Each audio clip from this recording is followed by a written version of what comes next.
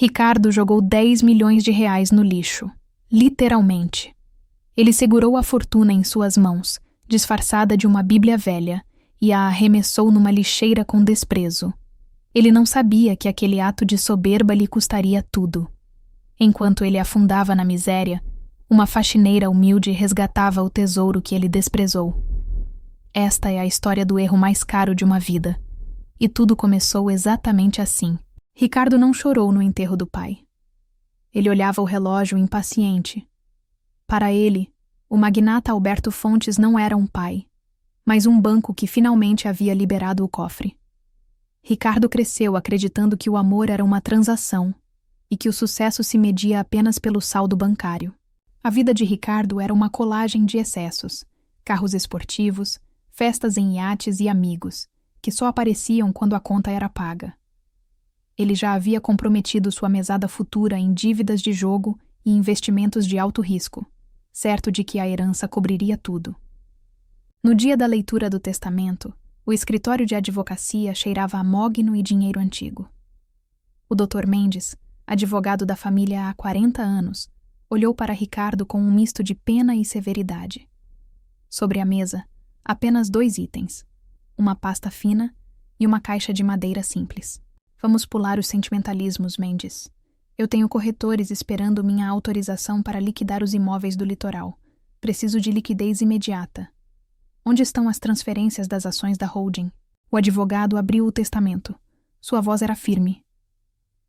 Ao meu filho Ricardo, deixo o meu bem mais precioso, a fonte de toda a minha verdadeira riqueza, minha Bíblia pessoal, que me guiou quando eu não tinha nada. Ele empurrou a caixa de madeira para Ricardo. O quê? Você está brincando? E as contas na Suíça? E a frota de carros? E os prédios comerciais no centro? Onde está o meu dinheiro? Eu sou o único herdeiro. Isso é ilegal.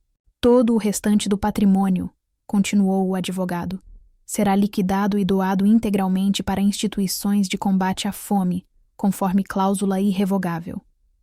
Ricardo sentiu o sangue ferver. O império que ele esperava herdar havia virado pó. Aquele velho senil. Ele me odiava. Ele sabia que eu precisava desse dinheiro para fechar o negócio da minha vida. Ele me deixou um livro velho? Um livro? Isso é lixo. Cego de ódio, Ricardo pegou a Bíblia da caixa. A capa de couro estava gasta, as folhas amareladas. Ele saiu do escritório xingando, desceu até a rua movimentada e, com força, arremessou o livro sagrado dentro de uma lixeira de metal enferrujada. Ele entrou em seu carro, bateu a porta e acelerou, cantando pneu. Ricardo não sabia, mas ao jogar aquele livro fora, ele acabava de jogar fora a única chave capaz de abrir as portas do seu futuro e da sua própria salvação. Minutos depois, a chuva começou a cair. Helena, uma faxineira que terminava seu turno no prédio vizinho, correu para se abrigar. Ao passar pela lixeira, viu o livro. Ela não viu lixo. Viu desrespeito com algo sagrado. Com cuidado, resgatou a Bíblia e a secou em seu uniforme. Quem faria isso? Tanta gente precisando de uma palavra de consolo. Bom, agora você é minha. Talvez Deus tenha uma mensagem para mim aqui dentro. Os meses seguintes foram cruéis para Ricardo. Sem a proteção do pai, os credores avançaram como tubarões. O banco executou a hipoteca da cobertura. Seus cartões de crédito ilimitados foram bloqueados um a um, em momentos humilhantes, na frente de garçons e ex-namoradas. Ele tentou processar o espólio do pai, mas perdeu. Gastou o pouco que tinha com advogados gananciosos que lhe prometiam vitórias impossíveis. Em menos de um ano, Ricardo, o príncipe da cidade, estava dormindo no sofá de um conhecido, que logo o expulsaria. Enquanto Ricardo afundava, Helena acendia. Todas as noites, ela lia aquela Bíblia. Mas não era uma leitura comum. Ela encontrou anotações manuscritas do pai de Ricardo nas margens, dicas de gestão, honestidade nos negócios e prudência financeira baseada em provérbios. Olha isso. O rico domina sobre o pobre, e o que toma emprestado é servo do que empresta. Eu preciso sair das dívidas antes de crescer. Esse homem sabia o que estava escrevendo. Seguindo os conselhos das margens do livro, Helena começou a vender seus bolos caseiros com uma nova estratégia. Ela reinvestia cada centavo. Negociava com fornecedores com sabedoria e tratava cada cliente como único. Sua pequena venda virou um quiosque. 2 anos se passaram. O quiosque de Helena se transformou no Café Maná, uma cafeteria charmosa e próspera no centro da cidade. A Bíblia Velha, que ela considerava seu amuleto e mentor, ficava exposta em uma prateleira de vidro, honrada como a fundadora do negócio. Ricardo, por outro lado, atingiu a miséria total. Trabalhando como entregador de aplicativos, ele pedalava 12 horas por dia para pagar um quarto em uma pensão insalubre. Suas roupas de grife deram lugar a camisetas gastas. A arrogância deu lugar à fome. Foi num dia de chuva, igual aquele de 2 anos atrás, que o advogado Dr. Mendes encontrou Ricardo na rua, fazendo uma entrega. O velho advogado mal reconheceu o rapaz magro e abatido. Ele o chamou para ir ao escritório imediatamente. Ricardo entrou no escritório tremendo, molhado e com vergonha. Ele se sentou na mesma cadeira onde, 2 anos antes, havia desprezado tudo. O Dr. Mendes serviu um café quente e o olhou com seriedade. Havia uma cláusula secreta no testamento. Ricardo, seu pai sabia que o dinheiro fácil te mataria. Por isso ele criou um teste. Há um cheque administrativo de 10 milhões de reais escondido dentro daquela Bíblia. Ele está colado entre as páginas do Salmo 23 e Salmo 24. O mundo de Ricardo parou. O som da chuva lá fora sumiu. Ele sentiu um nó na garganta que quase o sufocou. 10 milhões. A solução de todos os seus problemas. A volta ao topo. E ele havia jogado fora. Não pode ser. Eu joguei fora, Mendes. Eu joguei na lixeira da esquina. Eu preciso encontrar. Quem pegou? O lixeiro? Foi para o aterro? Meu Deus, o que eu fiz? O advogado explicou que o cheque era ao portador. Quem tivesse a Bíblia era o dono da fortuna. Ricardo saiu correndo do prédio, desesperado, revirando memórias. Ele foi até o local da lixeira. Não existia mais lixeira. No lugar, havia uma fachada bonita de madeira e vidro. Era o Café Maná. Ricardo encostou o rosto no vidro da vitrine, tentando ver o interior. Seus olhos percorreram o balcão, as mesas, até pararem numa prateleira iluminada. Lá estava ela. A Bíblia de capa de couro gasta. O coração dele batia tão forte que doía. Ele entrou. O sino da porta tocou. O cheiro de café e canela era acolhedor. Mas Ricardo só tinha olhos para o livro. Helena estava no balcão, sorrindo, limpando uma xícara. Boa tarde. Posso ajudar? Você parece que viu um fantasma. Sente-se, vou te trazer uma água. Ricardo tentou formular um plano. Ele poderia roubar? Não. Havia câmeras. Ele poderia comprar? Ele não tinha dinheiro nem para o café. Ele precisava manipular aquela mulher. Ele precisava pegar aquele livro a qualquer custo. Moça.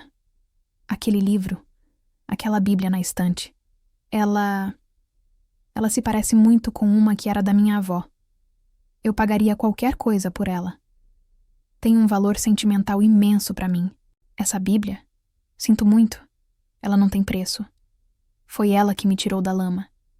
Tudo o que você vê aqui, eu construí com a sabedoria que está nessas páginas. Mas você não parece bem. Está com fome? A bondade de Helena desarmou Ricardo. Ele aceitou a comida. Nos dias seguintes ele voltou. Não conseguiu roubar o livro. Helena, percebendo que ele estava desempregado, ofereceu uma vaga de auxiliar de limpeza e estoquista. Ricardo, o ex-milionário, agora limpava o chão do café onde sua fortuna estava exposta. A ironia do destino era cruel, mas pedagógica. Dia após dia, ele observava Helena. A integridade dela o incomodava e, ao mesmo tempo, o atraía. Ele começou a ler a Bíblia nos intervalos, com a desculpa de limpá-la. Ele viu as anotações do pai, reconheceu a letra, leu frases como: Filho, se você está lendo isso, espero que já tenha aprendido que o orgulho precede a queda. Ricardo chorou no estoque. Meses se passaram. Ricardo mudou. O trabalho duro lhe devolveu a dignidade que o dinheiro fácil havia roubado. Ele ajudou Helena a organizar as finanças do café, usando o conhecimento que tinha, mas agora com honestidade. Eles se aproximaram. Você é um homem inteligente, Ricardo. Por que estava naquela situação? Você tem um dom para negócios. Esse café nunca lucrou tanto quanto agora com sua ajuda. Ricardo se apaixonou por Helena. E quanto mais ele a amava, mais a culpa o corroía. Ele sabia do cheque. Ele sabia que aqueles 10 milhões poderiam mudar a vida dela. Mas ele tinha medo de que, se contasse, ela pensaria que ele só estava ali pelo dinheiro. Chegou o dia em que o café precisava de uma reforma urgente, mas Helena não tinha capital. Ela estava preocupada, pensando em fazer um empréstimo perigoso. Ricardo viu a angústia dela. Ele não podia mais calar. A verdade valia mais que o medo. Helena, não pegue esse empréstimo. Você não precisa. Na verdade, você é rica. Muito rica. E eu preciso te contar quem eu sou de verdade e por que entrei aqui naquele primeiro dia. Com a voz trêmula, Ricardo confessou tudo. Disse que era o filho do dono da Bíblia. Disse que a jogou no lixo. Confessou que voltou apenas para pegar o cheque de 10 milhões escondido no Salmo 23. Helena ouvia, paralisada, com lágrimas nos olhos. Eu vim para roubar o que achei que era meu. Mas você me ensinou que eu não merecia nada daquilo. O dinheiro é seu, Helena. Por direito e por mérito. Pode me demitir, eu vou entender. Mas, por favor, abra o Salmo 23. Helena caminhou até a prateleira. Suas mãos tremiam ao pegar a Bíblia velha. Ela abriu no Salmo 23. As páginas pareciam mais grossas ali. Com cuidado, ela descolou uma aba de papel quase invisível. Um cheque azul caiu suavemente sobre o balcão. 10 milhões de reais. A data ainda estava válida. Helena olhou para o cheque, depois para Ricardo. O silêncio no café era absoluto. Ela não viu um ladrão na sua frente. Viu um homem que tinha acabado de passar pelo teste mais difícil de sua vida. Você sabia que o cheque estava aqui há meses e não pegou? Você limpou o chão, lavou pratos e viveu com um salário mínimo, sabendo que isso estava aqui? O dinheiro não me faria feliz, Helena. Eu já tive dinheiro e era miserável. Estar aqui com você, ver como você vive, isso me fez feliz. Eu não quero o dinheiro. Eu quero ser digno de estar ao seu lado. Helena sorriu e rasgou o silêncio com uma frase que selaria o destino dos dois. O dinheiro é apenas uma ferramenta. Sozinha, eu construiria mais um café. Juntos, com o que aprendemos, podemos construir um legado. Ricardo e Helena não gastaram a fortuna em luxos fúteis. Eles expandiram o negócio, mas o foco principal foi criar a Fundação Alberto Fontes, dedicada a ensinar empreendedorismo e valores cristãos para jovens que, como Ricardo, precisavam de direção. Ricardo recuperou a casa do pai, não por herança, mas comprando-a de volta anos depois, com o fruto do seu trabalho ao lado de Helena. A Bíblia Velha continua na estante principal da casa, aberta no Salmo 23. O Senhor é meu pastor, nada me faltará. Às vezes, Deus tira o chão para que você aprenda a voar. Ou tira o seu dinheiro, para que você aprenda o valor do trabalho. A verdadeira herança de Ricardo não foram os milhões, mas a transformação que o tornou capaz de administrá-los. E você? Tem jogado fora as oportunidades disfarçadas de dificuldades? O que você tem valorizado? Se essa história falou com você, deixe seu comentário, inscreva-se no canal Amor com Propósito e compartilhe essa lição. Até a próxima história.